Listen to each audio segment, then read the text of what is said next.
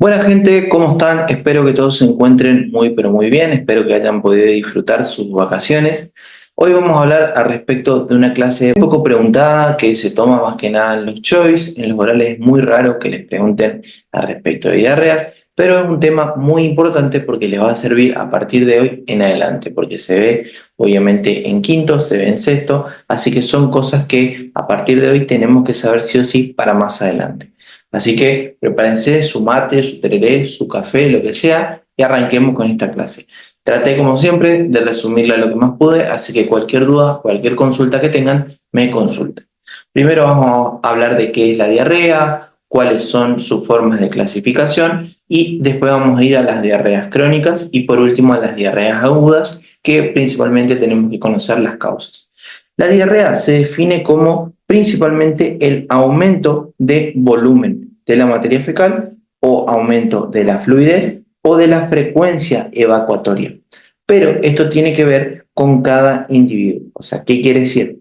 Que si Jorge, por ejemplo, tiene normalmente que va al baño entre 3 a 4 veces por día, por ejemplo, pero eso es desde que él tiene memoria, más o menos que va muchas veces al baño durante el día, hace mucho tiempo, que él refiera que aumenta su frecuencia, no es lo mismo que, por ejemplo, María siempre vaya una vez por día o una vez cada 2 días y empiece de la nada con 3 a 4 veces por día.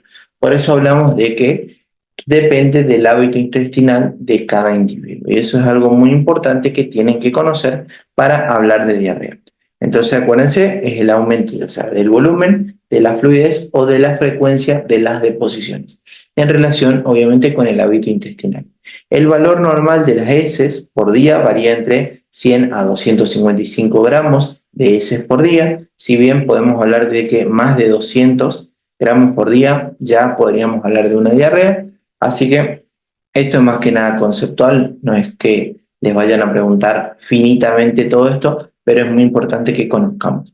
Y las diarreas se clasifican según su fisiopatología, según su clínica y según su origen, si es por ejemplo del colon derecho o del colon izquierdo. Vamos a ver que dentro de la clasificación vamos a poder hablar dependiendo de la clínica o dependiendo del tiempo de producida la diarrea. Entonces podemos tener, por ejemplo, las diarreas agudas, aquellas que se producen en menos de 2 semanas, aquellas diarreas subagudas, aquellas que sean de 2 a 4 semanas, y las diarreas crónicas, aquellas que tienen un tiempo de más de 4 semanas. Van a ver por ahí en algunas clasificaciones que hablan solo de aguda y crónica, aguda menos de 4 semanas y crónica más de 4 semanas. Eso, lo importante es que siempre tengan en cuenta cómo se lo da en clase y de ahí vayan tomando lo que más les sirve para rendir con cada profesor. Según su etiología, vamos a ver que el principal porcentaje de las diarreas es de causa infecciosa. Si bien tenemos fármacos o algunas enfermedades que pueden producir diarrea, el mayor porcentaje de las diarreas es de causa infecciosa, aproximadamente un 90-95%. De ahí vamos a poder decir que la infección bacteriana, por ejemplo, se lleva el mayor porcentaje de las diarreas infecciosas. Después vamos a tener a los parásitos y por último vamos a tener a las diarreas virales. Eso es algo que tienen que conocer porque es lo primero que tenemos que descartar ante un paciente, por ejemplo, con diarrea. Podemos dividirla también según su fisiopatología en diarreas de tipo osmóticas, secretoras, exudativas y malabsortivas. Y después, dependiendo de su localización, como le dije, dependiendo si es del intestino derecho o del intestino izquierdo. Como les decía, como el principal o la principal causa de diarrea son los patógenos, son las infecciones, tenemos que conocer cuáles son los principales exponentes. Dentro de las diarreas de tipo bacteriana, que como les dije, ocupan el mayor porcentaje de las diarreas, vamos a tener a todos estos exponentes como la Escherichia coli, el Campylobacter. Acuérdense que hay diferentes tipos de Escherichia coli, como la enterotoxigénica, la enterohemorrágica, la Salmonella también causa diarrea, la Yersinia, el Vibrio cólera, después algunos como los Clostridium y los estafilococos. Toda esa lista yo les recomiendo que se sepan 5 o 6 que son las más frecuentes para hablar o en el caso que les toquen algún choice. Después los protozoarios, Los parásitos que ustedes van a ver en microbiología, como la Giardia lamblia, el Schistosoma manzoni, los Strongyloides stercoralis, Trichuris, el Cryptosporidium, la Entamoeba histolítica y demás. Y por último, los virus, como por ejemplo el rotavirus, que se suele nombrar bastante en clase. Después otros como el norovirus, el calcivirus, el adenovirus, el coronavirus, astrovirus y parvovirus. Todos estos me pueden dar diarreas. Si bien la mayoría dan diarreas de tipo agudas, es muy importante que conozcamos. Fíjense, como le dice acá, los que tienen un 1 marcado son los responsables, o sea, son los más frecuentes dentro de las diarreas agudas. Y después los que tienen 2 son los que afectan principalmente a los niños. Eso es algo que no les van a preguntar ahora en semio, pero estaría bueno que ya lo vayan aprendiendo para más adelante. Después podemos diferenciar dentro de las causas bacterianas de diarrea, como les dije que son las principales, qué características van a tener dentro de cada patógeno. Si bien por ahí le va a servir un poco más para micro, estaría bueno que podamos correlacionar todo. Fíjense, por ejemplo, los Bacillus cereus tienen principalmente diarrea y dolor abdominal acompañado. Se produce por la ingesta de una toxina que se encuentra en alimentos por el arroz principalmente. Después vamos a tener al Staphylococcus aureus, que además de dolor abdominal, diarrea, va a tener vómitos. Si bien la diarrea no es tan frecuente, estamos viendo diarreas y vamos a ver que la toxina está preformada, empieza rápidamente con los síntomas en el caso del Staphylococcus aureus. Algo muy importante es el Clostridium difficile, que ese se suele preguntar en algún oral, que tiene diarrea, dolor abdominal, una diarrea de tipo acuosa y fiebre. Si bien puede tener sangre en las heces o disentería, o sea, sangre, moco y pus, vamos a ver que el Clostridium difficile, o sea, la infección, se viene asociada a veces con el uso de antibióticos. Después tenemos el Clostridium perfringens, por ejemplo, que también tiene diarrea acuosa, dolor abdominal, fiebre, pero se asocia al consumo de carnes mal cocinadas o mal refrigeradas. Después la salmonela, por ejemplo, tiene diarrea acuosa, fiebre, dolor abdominal y vómito, y principalmente el consumo de pollo y huevo en mal estado son los que generan esta infección. Después la Escherichia coli, por ejemplo, bastante importante, que genera una diarrea acuosa, puede tener diarrea disentérica también, si se asocia, por ejemplo, en el caso de la Escherichia coli enterohemorrágica, se asocia principalmente con la carne mal cocida o alimentos contaminados. Y después la Shigella también tiene sangre en heces, bacteremia y fiebre asociada con agua o alimentos contaminados. Y el Campylobacter también puede tener dolor abdominal, disentería, sangre en heces, que se da más que nada en los niños y en adultos jóvenes, y es por la ingesta de carne cruda o mal cocida. Esto se puede preguntar, estaría muy bueno que lo sepan, y en el caso de que no se pregunten, el día de mañana les va a servir mucho para pensar en los distintos tipos de patógenos y obviamente también para microbiología. Ahora hablemos de las diarreas según localización. Como yo les dije, la diarrea se puede generar tanto por afección del colon derecho como por afectación del colon izquierdo. Y esto me va a generar diferentes características dentro de la diarrea. Por ejemplo, en las diarreas del colon derecho vamos a tener una diarrea principalmente muy voluminosa porque recién se está formando la materia fecal, puede venir acompañada de sangre o de pus, pero es muy poco frecuente. Suele tener dolor periumbilical y ruidos hidroaéreos bastante elevados y no tiene síntomas a nivel del recto, no tiene pujo, no tiene tenesmo, no tiene urgencia defecatoria. Por otro lado, el colon izquierdo tiene menos volumen, esa diarrea, es más frecuente que tenga sangre o pus, tiene dolor a nivel del hipogastro y fosa ilíaca izquierda, en la región sacra, o sea, en el colon derecho teníamos un dolor más generalizado y en el colon izquierdo tenemos un dolor más localizado. Y por último, acá sí tenemos en el colon izquierdo síntomas a nivel del recto, como por ejemplo el tenesmo rectal, la urgencia fecatoria, y eso es muy importante que conozcamos para saber las diferencias principales. Después tenemos que hablar de las diarreas dependiendo de sus mecanismos. Esto sí es algo que se suele preguntar en los choice. Vamos a hablar primero de las diarreas osmóticas. Estas diarreas son aquellas que tienen mayor volumen de líquido, ceden con el ayuno debido a que por alimentos principalmente altamente osmóticos atraen el agua adentro de la luz intestinal y eso genera que la diarrea sea muy líquida. O sea, ¿qué es lo que pasa? Dentro de mi intestino yo tengo un alimento que es altamente osmótico, entonces lo que pasa es que la luz del agua que está por fuera de ese intestino entra a la luz para igualar la osmolaridad dentro de ese intestino y genera la diarrea acuosa, digamos. Por eso es que se genera este tipo de diarreas. Vamos a ver que es muy importante saber que se dé con el ayuno, porque si yo no como no genero ese mecanismo. El intervalo osmótico obviamente que está elevado, no es algo que tienen que saber ahora, pero tienen pH fecal bajo. O sea, ¿qué quiere decir? Que a estos pacientes con diarreas osmóticas le arde el ano, el recto, al defecar. ¿Por qué? Porque el pH de esa materia fecal es muy ácido. Y eso es porque las bacterias fermentan, digamos, los hidratos de carbono que no son absorbidos por este mecanismo. Y como el paciente pierde mucho líquido, mucha agua, queda un aumento de sodio dentro de la sangre, porque de la sangre pasa al intestino el líquido.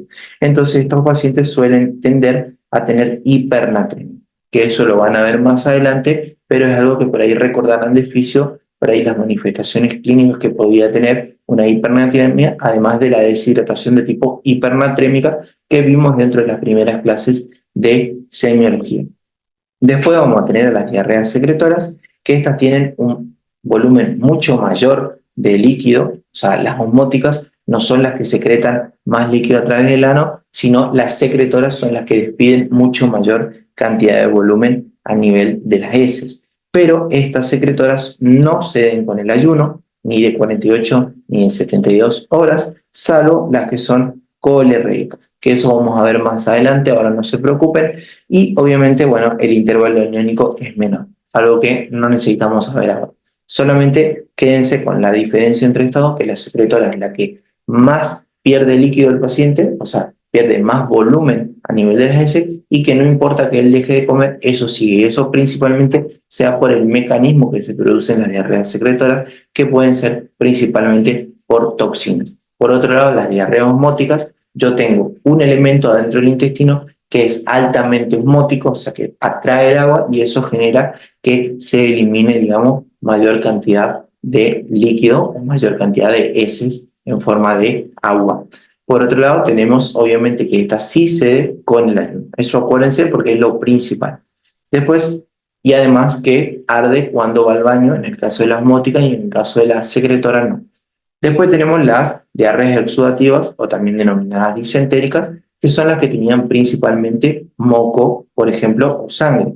Vamos a tener que estas son muy importantes porque además de tener sangre o moco, tienen otros síntomas generales como por ejemplo fiebre, pérdida de peso, dolor abdominal y obviamente va a tener alteraciones a nivel del laboratorio, porque principalmente sea por infecciones. Por otro lado, las diarreas de tipo motoras, el problema está a nivel del peristaltismo intestinal. Entonces, ¿qué es lo que pasa?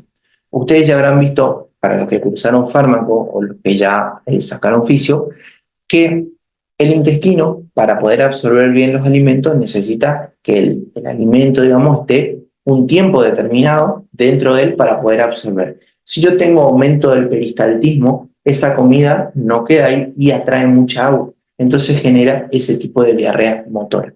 Pero son de menor volumen entre todas las otras.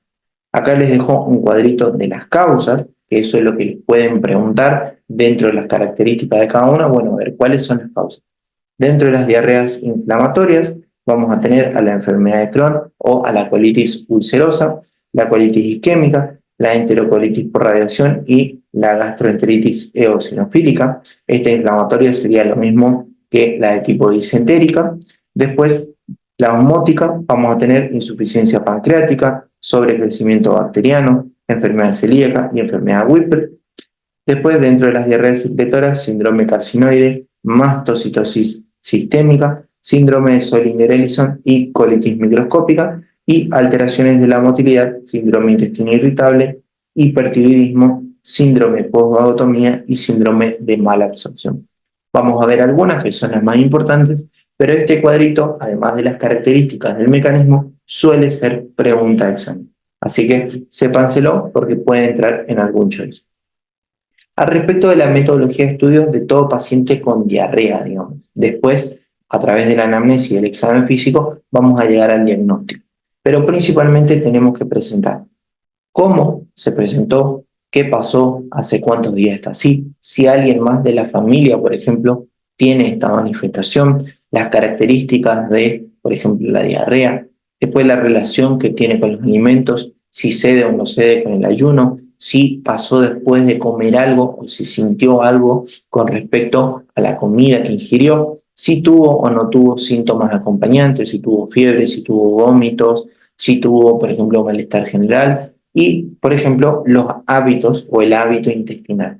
O sea, hace cuántas veces va al baño, cómo es su relación, digamos, con respecto a cuántas veces va, si no es, porque hay gente que tiene, por ejemplo, vergüenza de ir al baño, entonces suele tener, por ejemplo, o suele retener mucho la materia fecal y a veces se forman los fecalomas, los cuales generan una pseudo diarrea. Entonces, todas esas cosas tenemos que preguntar. Después tenemos el examen físico, que siempre tenemos que constatar el estado de hidratación, es muy importante y es pregunta de examen. Ahora le vamos a ver. Estado nutricional, tenemos que, además de la anamnesis, tenemos que ver cómo está ese paciente a nivel del tono, el trofismo, tenemos que ver la piel y las mucosas y tenemos que hacer la semiología abdominal para ver si no hay, por ejemplo, un hilio, como le dije, por un fecaloma y una pseudodiarrea, o si no hay, por ejemplo, un aumento del tránsito intestinal, y eso es lo que está generando por una patología motora del intestino, la diarrea. Tenemos que, obviamente, siempre preguntar las características de la materia fecal y preguntar, obviamente, los síntomas acompañantes, como le dije hace un principio. Después, al respecto de la evaluación de la deshidratación, esto es algo muy importante que si bien, aunque no les pregunten tanto en el oral, tenemos que saber, porque nos va a venir un paciente con diarrea y tenemos que saber cómo nosotros lo podemos estadificar. Si bien los planes de tratamiento es algo que ahora no tienen que saber, para el que quiera, el que necesite, me pide y le paso, no hay ningún problema, pero no es algo que ahora tengamos que saber. Lo que sí tenemos que saber es que a un paciente deshidratado lo clasificamos en 3 escalones, en un escalón A, en un escalón B o un escalón C, lo cual va a depender de qué, del estado general del paciente, de los ojos, de la sed, del pliegue cutáneo y algunas otras características como por ejemplo la presión arterial, el pulso y demás. Pero esto es lo principal. El estado general, en el caso de un paciente A, va a estar normal o va a estar alerta. Si ven los ojos, la tensión ocular va a estar bien, las escleróticas no va a estar deshidratado ese ojo, no va a tener sed el paciente, o sea, si nosotros le damos agua va a tomar lo que necesite y casi siempre cuando nosotros buscamos el signo de pliegue va a ser una recuperación instantánea, como tengo yo ahora. A este paciente casi siempre se le da líquido de manera oral, si tolera no hace falta internar. Por otro lado, en el caso del estadio B, ya es un paciente que está intranquilo, irritable, tiene una disminución de la tensión ocular. Si bien nosotros le damos agua, bebe, o sea, tiene mucha sed, y si bien a estos pacientes a veces hay que internarlos, ya sea para controlar que siga tomando agua y no evolucione a un estadio peor, o para que evolucione favorablemente y nosotros le podamos dar el alta.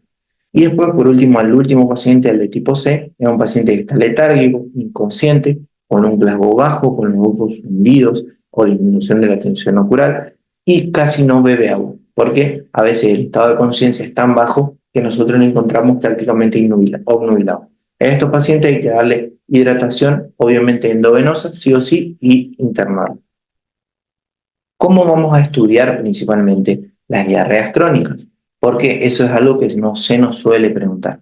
En el caso de las diarreas crónicas, nosotros vamos a buscar la causa que genera, porque la mayoría de las veces, en el caso de las diarreas agudas, tratamos de hacer tratamiento de la diarrea, o sea, el tratamiento sintomático, y muy pocas veces se llega al diagnóstico etiológico. Pero en el caso de las diarreas crónicas, cuando hablamos de una patología que genera, tenemos que buscar sí o sí la causa para hacer el tratamiento adecuado. Si bien esto no es algo que les vayan a preguntar ahora, es lo que tienen que conocer porque se les puede preguntar para ver qué tanto saben o porque les puede tocar que alguno se va a hacer alguna guardia o se va a ver un poco más dentro del hospital y se encuentra con un paciente y no sabe qué pedir o qué responder en el caso que le pregunte. ¿Cómo estudiaríamos un paciente con diarrea crónica? Bueno, ya dijimos anamnesis y examen físico, además de los estudios complementarios. Si bien vamos a pedir dentro de los estudios complementarios un estudio de las heces, donde vamos a pedir sangre oculta en heces o sangre oculta en materia fecal, coprocultivo y coproparasitológico para ver y descartar parásitos, después leucocitos en materia fecal, ver los exámenes de Clostridium difficile. Después tenemos el Van de Kammer, que es un test que se utiliza principalmente para ver la absorción de los ácidos grasos, el test de la delta-silosa, que lo van a ver más adelante. Después, estos como la calprotectina y el test de función pancreática, no es algo que tienen que saber ahora, así que no se preocupen, quédense principalmente con estos tres primeros como para entender un poquito más. Después, obviamente, le vamos a pedir un laboratorio, o sea, un hemograma completo, PCR, después función tiroidea para descartar hipertiroidismo, anticuerpos para enfermedad celíaca, después estudios de hierro, ferritina y coagulación. ¿Para qué? Para ver si el paciente no está cayendo, digamos, en un deterioro grave de su función corporal a nivel general y necesitamos pasarle, por ejemplo, porque puede tener a causa de una diarrea crónica, anemia, por ejemplo, puede tener desnutrición, puede tener un montón de cosas, culpa de esa diarrea. Entonces, ya que estamos investigando, busquemos todo para hacer, digamos, un abordaje completo. Por último, estudios de imagen, se puede hacer colonoscopía, rectosigmoidoscopía, tránsitos varitados, tomografía, resonancia. Así que eso es lo más importante. Acuérdense siempre, ahora que estamos en semio, sí o sí, anamnesia y examen físico. Todo esto es de más, pero es muy importante que lo vayan conociendo. Después, ¿qué otra cosa? Vamos a hablar dentro de las diarreas crónicas a las diarreas mal absortivas, que son muy importantes y se suelen preguntar. Dentro de las diarreas mal absortivas, tenemos que recordar sí o sí la fisiología normal de lo que vendría a ser la absorción intestinal. Si bien, como le digo, no es algo que le van a preguntar, es algo importante para poder entender lo que pasa. Vamos a tener tres fases principalmente: la fase luminal, la fase mucosa y la fase posabsortiva. Dentro de la fase luminal, acá lo que pasa es que las secreciones, tanto gástricas como biliares y pancreáticas, lo que hacen es romper los alimentos, ya sea grasas, proteínas, hidratos de carbono, y si yo tengo un déficit, por ejemplo, en el páncreas o en lo que es las sales biliares o en el estómago, eso genera, por ejemplo, mala absorción de los nutrientes y diarrea. Por otro lado, en la fase mucosa, lo que tengo es, principalmente tengo la hidrólisis de lo que se rompió en la primera fase, como por ejemplo los disacáridos, porque dentro de la mucosa yo tenía acá arriba, digamos, las disacaridasas, por ejemplo, que eran las que rompían los hidratos de carbono, por ejemplo, lo que vendría a ser la maltosa. Entonces, en la fase mucosa, además de completarse la hidrólisis, lo que pasa es que esos monómeros, digamos, esos monosacáridos, esos aminoácidos, se absorben. Entonces, si yo tengo, por ejemplo, una alteración en la fase mucosa, como por ejemplo una celiaquía, que lo que hace es matar ahí, digamos, empieza a romper por un fenómeno autoinmune esas microvellosidades, no se absorbe y genera mala absorción. Y por último, en la fase post-absortiva, acá lo que tenemos es que pasa desde la microvellosidad hacia la sangre, todos esos nutrientes, y eso lo que lleva es a almacenarse y a formar parte del metabolismo normal. Entonces también puedo tener alteraciones a nivel posabsortivo. Entonces, vamos a tener dentro de las causas, como le dije primero, que teníamos que conocer las fases. Dentro de la fase luminal, por ejemplo, si falta el ácido gástrico, no se rompe el alimento y genera mala absorción y por tanto diarrea. Gastroparesia, por ejemplo, sobrecrecimiento bacteriano o el síndrome de asociación son las principales causas de alteraciones a nivel de la fase luminal. La fase mucosa, síndrome de intestino corto, alteración de absorción, la celiaquía, déficit de lactasa y A-beta lipoproteinemia. Y por último, la fase de transporte por obstrucción linfática o sanguínea, principalmente. La fase de transporte es lo mismo que posabsortivo. Eso es algo que tienen que saber, obviamente, las causas para poder desarrollar en algún examen. Si bien la clínica de todas es prácticamente igual, vamos a tener que las heces flotan dentro del agua y que son principalmente pastosas y que tienen muy mal olor. Además, debido a una mala absorción, tenemos un déficit vitamínico de principalmente la vitamina A, la vitamina D, la vitamina E y la vitamina K. Entonces, todo esto va a generar, obviamente, síntomas propios de cada déficit vitamínico. Además, por una pérdida proteica, voy a tener, por ejemplo, edemas, la formación de ascitis, alteración a nivel de los nervios, entonces puedo tener una neuropatía periférica. Como no voy a absorber minerales, puedo tener osteoporosis, por ejemplo. Entonces, ahí más o menos van viendo la importancia que tiene conocer y poder diagnosticar este tipo de diarreas.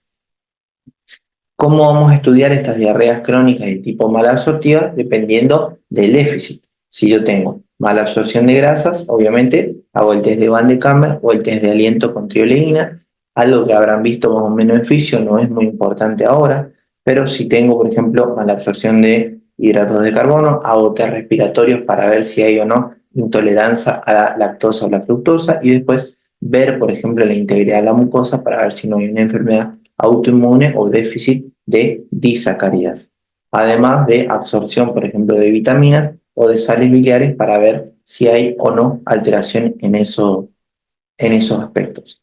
Eso es lo más importante, ya les digo, no se enrosquen tanto porque no se pregunta tanto. Vamos a tener dentro de estas enfermedades malabsortivas, por ejemplo, a la malabsorción de los ácidos biliares, por ejemplo, en el caso de resección del hilo terminal, tumores o infecciones, colecistectomía, o sea que, por ejemplo, saquen la vesícula biliar, puede generar malabsorción de ácidos biliares, o anomalías dentro del transporte biliar suelen generar enfermedades malabsortivas. Si tengo un sobrecrecimiento bacteriano, por ejemplo, podría tener una malnutrición proteica y anemia macrocítica, por lo tanto, va a generar mucha clínica, o sea, anemia macrocítica, la de tipo megaloblástica por déficit de B12, voy a tener ascitis, edema, desnutrición, pérdida del tono, del trofismo, eso es lo más importante. Después, por ejemplo, en el síndrome de intestino corto, el síndrome de intestino corto se da principalmente por resecciones repetidas, ya sea, por ejemplo, por una neoplasia, donde a veces hay que seccionar el intestino por enfermedades autoinmunes, por ejemplo, lo cual deja a la larga, digamos, un síndrome de intestino corto, lo cual impide que nosotros podamos absorber de manera correcta los alimentos. Después vamos a tener una enfermedad que a veces se suele preguntar en algunos docentes más antiguos, que es la enfermedad de Whipple. La enfermedad de Whipple principalmente es una infección del intestino delgado por esta bacteria que es la Treponema whipplei, lo cual que genera, digamos, principalmente afectación extraintestinal difusa, además de la diarrea. Genera compromiso articular del sistema nervioso central, a nivel de los ojos, de los ganglios, del hígado y del corazón. El diagnóstico, además de la clínica, digamos, porque va a tener digamos, mucha diarrea, tiene alteración en las articulaciones y demás, se hace a través de una videoendoscopía digestiva alta y una biopsia del intestino. Y el tratamiento, si bien no tienen que saber ahora, es antibiótico. Así nomás, por ahora. Después tenemos otra patología crónica que genera diarrea, que es el esploro tropical, que principalmente es de etiología desconocida y genera principalmente afectación del intestino delgado. ¿Por qué? Porque la mucosa del intestino delgado tiene un infiltrado inflamatorio, o sea, se acumula dentro de la mucosa lo que vendrían a ser inmunocomplejos y estos inmunocomplejos generan destrucción de la mucosa. Esto lo que va a generar, digamos, dentro del intestino delgado es una disminución de la absorción de vitaminas, principalmente vitamina B12 y de ácido fólico, lo cual me va a generar, además de la diarrea, un déficit a nivel de las vitaminas y anemia megaloblástica, por ejemplo. El tratamiento de esto también es antibiótico más ácido fólico. Después, en el caso de las enteropatías perdedoras de proteínas, ya hemos visto que son causas, por ejemplo, estas enteropatías de ¿qué? De edema, de ascitis, por ejemplo, también podemos tener causa de derrame pleural, de derrame pericárdico. Entonces es muy importante que conozcamos más o menos qué es lo que sucede. Si bien la etiología suele ser idiopática, puede ser por muchas causas, por ejemplo, por afectación de la mucosa, por ejemplo, una enfermedad de Crohn, una colitis ulcerosa, una enfermedad celíaca, el Treponema whipplei, después por obstrucción a nivel del sistema linfático, ya sea por un tumor, por obstrucción del conducto torácico, por linfadenitis tuberculosa, por alteraciones cardíacas como cardiopatías derechas o pericarditis constrictiva, y principalmente el diagnóstico es a través de la clínica, un paciente con diarrea y obviamente todos los síntomas generales que va a traer porque es algo de larga data, o sea, es algo crónico, entonces va a generar desnutrición, edema, como les dije, puede tener derrame pleural, puede tener derrame pericárdico, y vamos a ver un déficit de albúmina sin alteración a nivel del hígado o a nivel del riñón. Obviamente vamos a pedir estudios de imágenes para descartar, por ejemplo, neoplasias que compriman lo que vendría a ser el conducto torácico y tenemos que ver y descartar enfermedad celíaca. antes de decir que tenemos una enteropatía perdedora de proteínas. La enfermedad celíaca, algo que sí se suele preguntar bastante en los choice.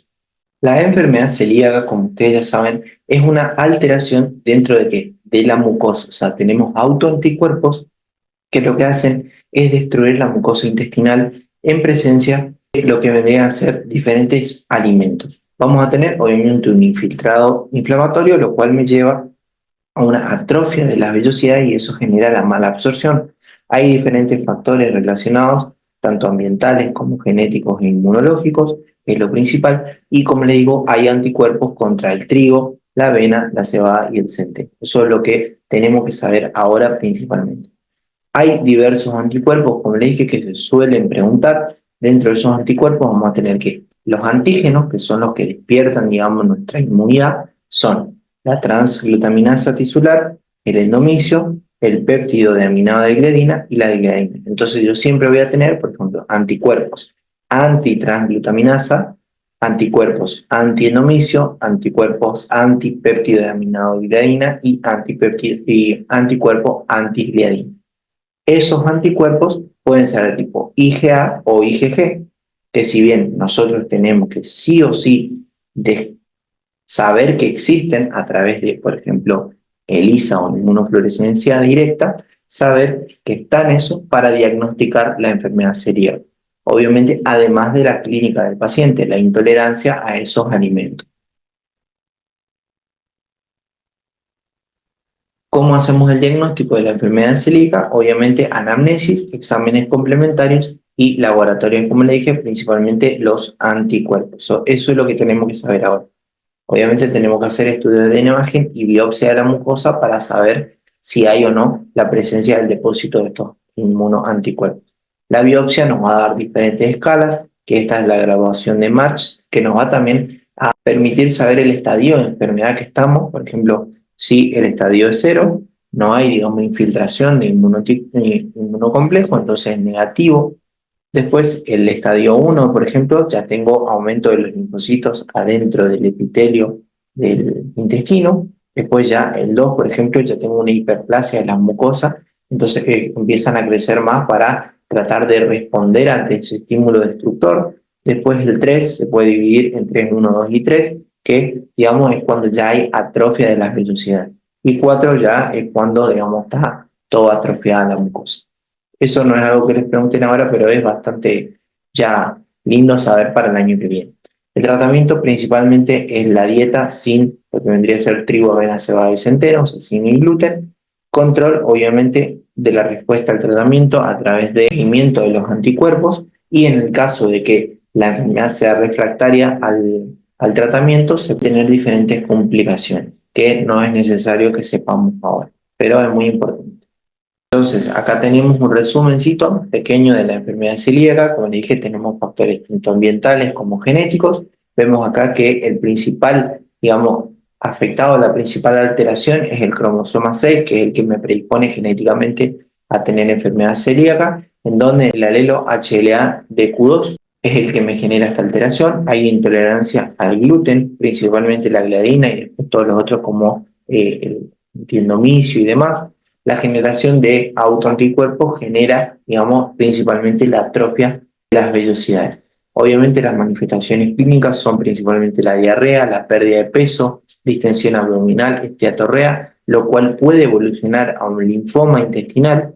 El diagnóstico ya sabemos que se hace a través de los anticuerpos principalmente y el tratamiento principalmente es la dieta. ¿Puede utilizar tratamiento con corticoides? Se puede, pero primero hacemos tratamiento digamos, del hábito alimenticio. Tenemos otras diarreas crónicas asociadas a la infección con HIV, algo muy importante, es la principal causa o el principal síntoma que van a ver en aquellos pacientes con HIV, porque la inmunodeficiencia que genera este virus predispone a padecer más infecciones, principalmente bacterianas del tránsito intestinal, y vamos a tener que en las etapas más avanzadas del HIV suele generar más diarreas. Vamos a tener que, dependiendo de la cantidad de CD4, digamos, si cada vez hay menos, los gérmenes asociados son más, digamos, predisponentes y hay algunos que no aparecen en ciertos niveles. ¿Cómo sería esto? Capaz esto ya lo vieron en micro, pero es muy importante. Por ejemplo, cuando el paciente tiene, digamos, un buen conteo de CD4, se puede infectar con Salmonella, Campylobacter, Yardia, eso es lo normal. Pero si tiene, por ejemplo, menos de 50 CD4, el más predisponente es el virus citomegalovirus, es el que suele generar diarrea en estos casos. Pero si, por ejemplo, tiene menos de 150, tenemos que sospechar de histoplasmosis. Eso es lo importante y para eso me sirve el conteo CD4 en pacientes que vienen, por ejemplo, con diarrea con HIV. Ahora sí, vamos a pasar a las diarreas agudas, que es lo más, digamos, lo que más nos pueden preguntar, y ya con esto terminamos la clase de hoy, que es una clase re cortita y fácil. Dentro de las diarreas agudas, tenemos que obviamente recordar el concepto de que es una diarrea. La diarrea, como le dije, es el cambio a nivel del ámbito intestinal de una persona, ya sea porque aumenta el número de evacuaciones, o sea, aumenta la frecuencia, baja la consistencia de las heces. Bien, las diarreas agudas, la principal causa son las infecciones, principalmente las bacterias, acuérdense de eso. Son diarreas de tipo autolimitadas y la mayoría de las veces no se consigue encontrar el agente causal. Como vimos al principio, se clasifican en aguda, persistente y crónica o aguda, subaguda y crónica, dependiendo de la clínica, menos de 14 días aguda, de 15 a 30 días es lo que vendría a ser subaguda y más de 30 días lo que vendría a ser crónica. Entonces ahora nosotros estamos acá. Fíjense que, por ejemplo, si nosotros pedimos un laboratorio, un estudio de materia fecal, entre todos esos pedidos, además de la anamnesia y el examen físico, ya pasa el tiempo de diarrea aguda, por eso es a veces tan difícil encontrar el agente causal para poder hacer el tratamiento. Hacemos el tratamiento primero y después hacemos el diagnóstico, la mayoría de las veces, el diagnóstico definitivo. Entonces, como le dije, la primera causa son las bacterias, después los parásitos y por último los virus, en el caso de las infecciosas. Pero, por ejemplo, en las causas no infecciosas, tenemos, por ejemplo, de las diarreas tóxicas, o sea, cuando consumimos un alimento, eso tiene una bacteria, pero lo que nos genera la diarrea es la toxina que genera esa bacteria, no la bacteria per se. Después, causas dietéticas, por ejemplo, alimentos en mal estado. Y después hay otras causas ya, por ejemplo, como por ejemplo los fármacos. Hay un montón de fármacos, principalmente los que generan diarrea son los antibióticos. Acá tenemos un estudio, por ejemplo, que nos dice que si en todos los pacientes con diarrea aguda haríamos la identificación para ver un patógeno específico, la frecuencia de los distintos agentes serían principalmente los norovirus, después la Escherichia coli, la enterotoxigénica principalmente, después el Clostridium difficile y otras bacterias enteroinvasivas. Por último, la Escherichia coli, productor de toxina Shiga, y por último los protozoarios. Si bien la elevada frecuencia de los norovirus es el mecanismo principalmente de la infección o de la transmisión de diarrea, los 2/3 de las infecciones gastrointestinales transmitidas por los alimentos principalmente es el norovirus.